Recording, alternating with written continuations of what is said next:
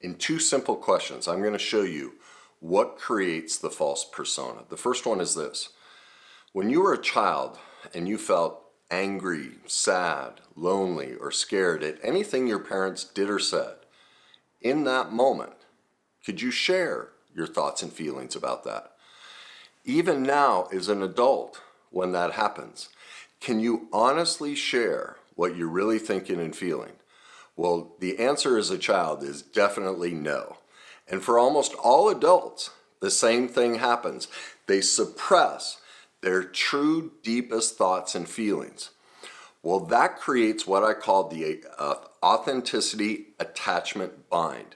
See, in that moment, your authentic self, who you were meant to be, your own thoughts and feelings and views of the world was suppressed.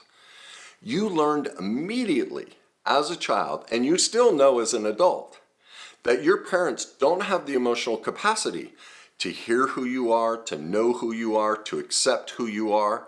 So you realized immediately as a child, it is not safe for me to be in my authenticity. The only way I'm going to get through this childhood is to develop a false persona, something that fits in my parents' needs and wants, what their morals and values are, their view of the world. I have to become that. Now, I can hear some of you going, well, that's not true. I want the opposite. I was the black sheep. Well, do you see? That's not an authentic response. That's you going in the polar opposite, but it's still not authentic to you. It's a defense mechanism of, I'll show you who has power and control, but it's not born from your authentic feelings and your authentic intuition, because you're just responding in a way to try and get control back. But that doesn't mean this is who you want to be.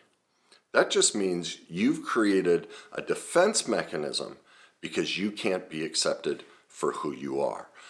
So immediately, each child knows that if I express who I am, the child discovers my authenticity is not accepted in this household. Now, some of you will be going, oh my God, Kenny, you just want to raise a bunch of kids who are all snowflakes and full of feelings. Well, question number 2 is going to show you how absolutely juvenile and misinformed that perspective is. And this is question number 2.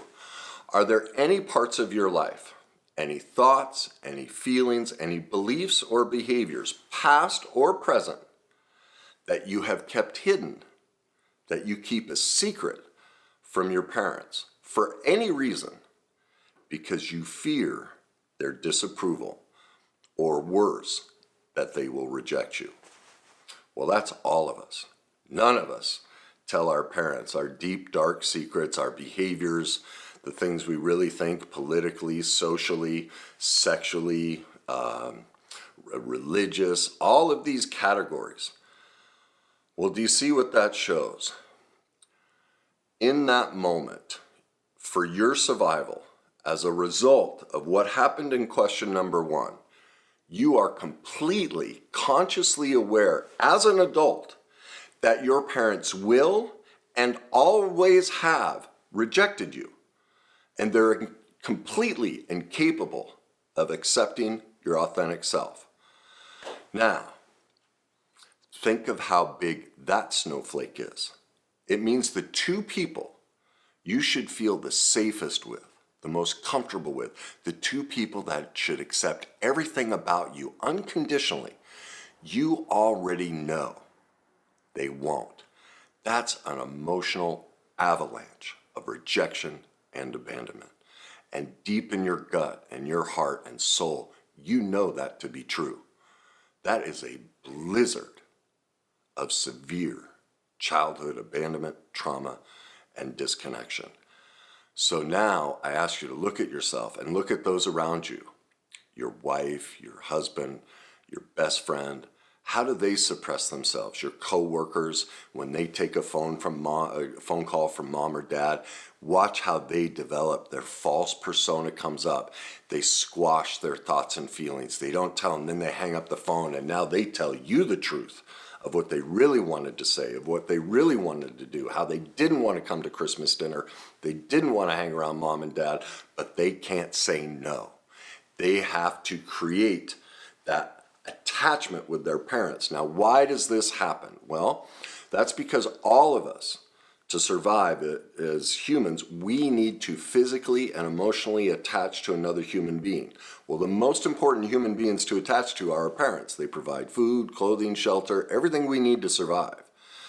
So this is the bind we're placed in. If I pursue my authenticity, my authentic self, if I try and live life without a false persona, and I speak up for myself, share my thoughts and feelings, actions and beliefs, what's in jeopardy? Attachment. My life. It's a complete survival skill, and it's a great skill. The problem is, I've never seen a person on this planet who's not in their false persona, because every single parent does this. Even if we taught parents everything they needed to know on how not to do this, they're human. They're limited. They are always going to put us in this attachment authenticity bind, because it's just not possible to be perfect as a parent. Even the most conscious, well-meaning parent who's taking parenting classes and do everything they can, they're going to have moments where they're just too stressed out and they're just going to squash that authenticity. And in that moment, because we're a child and we're underdeveloped, we realize really quickly, oh my God, I have no other choice. I have to become what they want. I tell this story all the time. I did this. I was reaching into the refrigerator for cottage cheese. My mom came running over, screaming and yelling at me, no, no, no, no, no, that's for the dogs. Now, what she meant was, she's on a food budget and she's not good with money. She has 4 kids within 5 years of each other. They're all athletes.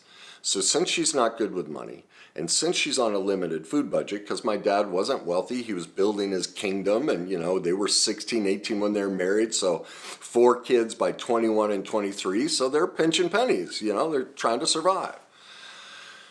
So that's the stress and pressure my mother was under. But because she's imperfect, and even if she'd been given parenting skills and taught the right way to handle that situation, it's quite possible that's how she would have reacted. Well, here's what I learned in that moment. If I eat, my mom doesn't like me. If I eat, I get in trouble. And in this house, we feed the dogs before we feed the kids. Now, that's not what she said, but remember, trauma is our perception of what's happening, not always the reality of what's happening. And that right there, I developed a false persona. For almost 30 years, I starved myself. If you asked me to go eat, I'd get visibly angry. I'd say I can't stand eating, it bores me. I played pro sports, I'm living off of a super big gulp and ding dongs. I just couldn't eat. Now, I thought I was a person this is the persona.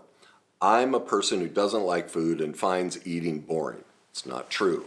I sacrificed my authentic need for food to create attachment with my mother. I will be a good child. I won't eat. I will take the stress off your inability to manage the financial food budget. I will take the stress off your fears around not having enough food for us. And the point of the cottage cheese for the dogs was that's how she hid her pills. And so for me to be elevated, at least equal with the dogs, I won't eat. I'll let the dogs be above me. And what will I get in return? Attachment. Now, look through your life. Look at everything throughout your day, every interaction you have with friends, with family, with your own children, with your partner. You're going to see that in almost every interaction, unless you feel overwhelmingly attached and safe, you're not sharing your true thoughts, your true feelings, the full story of what you've been through. You're withholding something. You are living in this attachment authenticity bind, projecting a false persona for the need to get attachment. The problem is, it doesn't work. It can't work because we're projecting something that we're not. And this is why most marriages fail.